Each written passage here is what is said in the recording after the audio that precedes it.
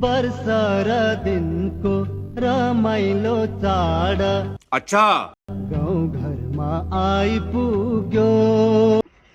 ज्यान यताउता जाला तर बुढाले रक्सीको बोतल चाहिँ छोडेको छैन नि ल। कुकुरले हड्डी छोड्ला, यिनी दाइले बोतल छोड्नेवाला छैनन्। चप्पल चाहिँ एउटा खुट्टामा छ, एउटा हातमा छ। त्यही पनि बोतल पुरा पकडेर राखेका छन्। यो बोतल त यिनीले छोड्नेवाला छैनन् है ल।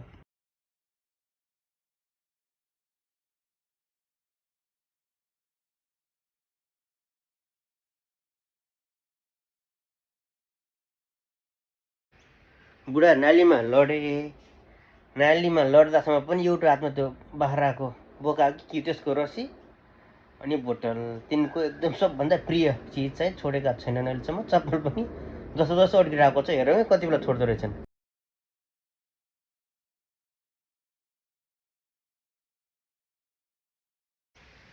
ल बुढाले त फाल्दैछ त बोतल सोटल त। अब चप्पल झर्छ किन हेरौँ है एकछिन।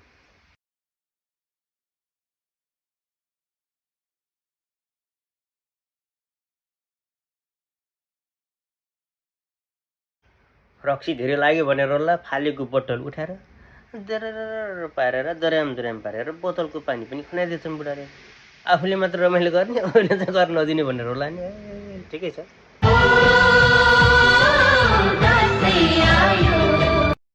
साथीहरू खानुहोस्, पिउनुहोस्, रमाउनुहोस्, तर शरीरले नतान्ने गरेर चाहिँ नखानुहोस् है।